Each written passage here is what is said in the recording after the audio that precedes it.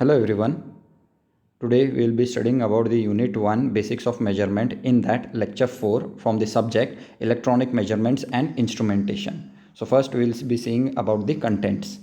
So previously we had studied about the expressions, different expression. Using those expressions, that is arithmetic mean, deviation, average deviation, using those expressions we will solve one problem over here today. Okay, then next we will be seeing limiting errors, then next standards, and at last summary. Okay, so first we will be seeing one problem. That is, the problem is what it is: a circuit was tuned for resonance by 8 different students. The value of resonance frequency they have given in kilohertz, that is 532, 548, 543, 535, 546, 531, 543 and 536 kilohertz. Then what we have to calculate? The arithmetic mean, average deviation, standard deviation and variance. So first one, what we will be calculating, solution we will be seeing. First what we will be calculating, that is arithmetic mean. So arithmetic mean is what? As I told you previously, what it is? It is nothing but your that is, the arithmetic mean is nothing but the summation of what? X1 plus x2 plus x3 till xn divided by n, where x1, x2, xn are readings of the samples. That is nothing but your this 532 kilohertz, 548, those all. Okay, divided by n means we have to count how many frequencies they have given. That is 1, 2, 3, 4, 5, 6, 7, 8. Total 8 they have given. Okay, so n will be 8. So you can see over here, added all the x1, x2, x3. So how many are there? 8 are there till x8. So divided by 8. So what is the answer? After calculating, we will be getting 414314. Okay, divided by 8. So what we will be getting the answer after dividing by 8? It will be 539.25 kilohertz. That will be your what? Your nothing but arithmetic mean. Then next we will be seeing about what? Your deviation.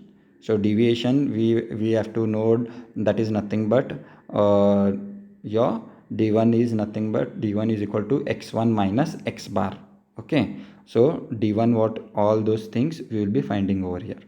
So you will get over here.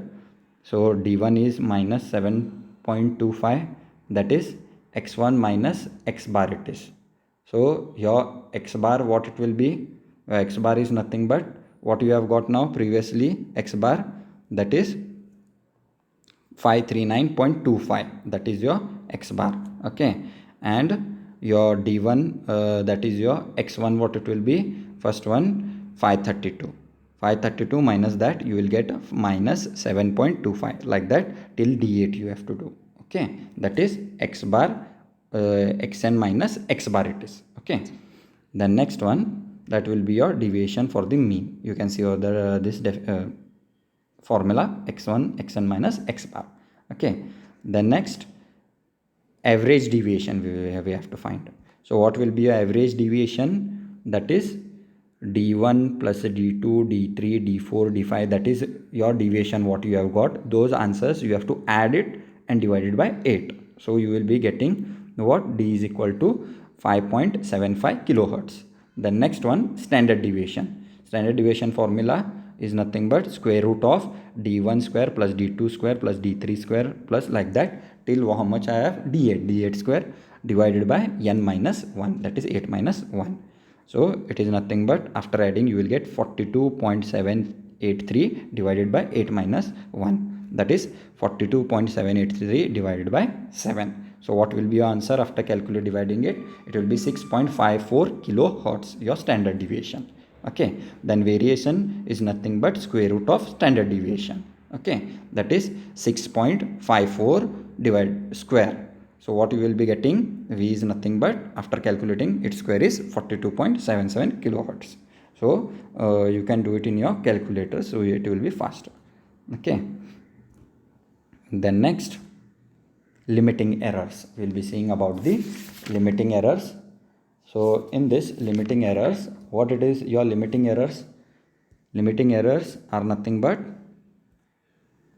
Most manufacturers of measuring instruments specify accuracy within a certain percentage of full scale reading. Okay, so here it will be, for example, what it will be, manufacture, for example, this 100 ohm plus or minus 10%. So the manufacturer, what it guarantees, that the resistance will fall between the limits of 90 ohm to 110 ohm, means plus or minus 10%. Okay, that he will be guaranteeing.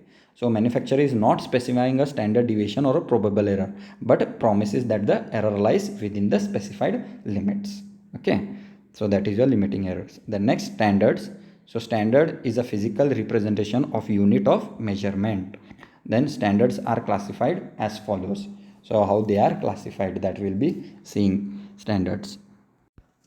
Okay, so there it is, they have primary standards. So primary standards are what? They are, primary standards are standards of such high accuracy which can be used as ultimate reference standards. Okay, so here the primary standard is extremely accurate and absolute unit certified by National Standard Institution to be within allowable tolerance. These standards are very expensive to own and maintain. Okay, the next one is secondary standards. So secondary standards are basic reference standards used by measurement and calibration laboratories. So these secondary standards are what?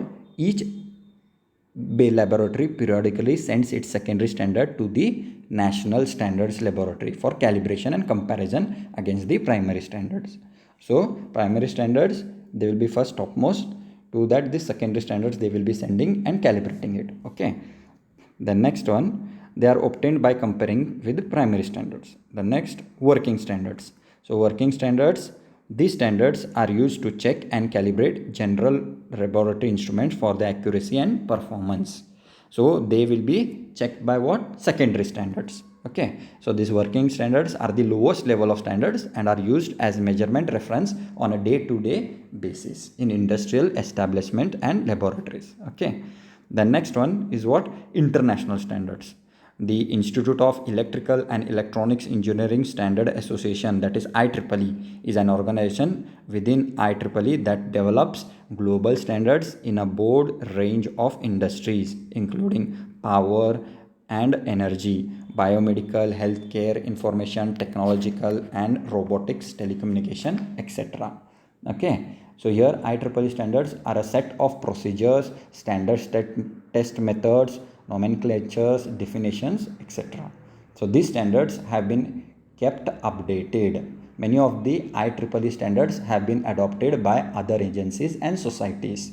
Okay, a number of IEEE standards specify methods for testing, evaluation, various electronic systems and components.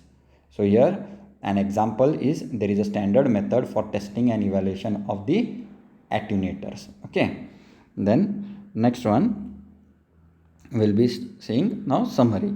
So the manufacturer, what it will do, we have seen, will not specify standard deviation or probable error, but promises that the error lies within the specified limits. Then standards are used to determine the values of other physical quantities by comparison. IEEE standards are a set of procedures, standard test methods, nomenclatures, definition, etc. Okay, so by this we are completing this lecture. Thank you.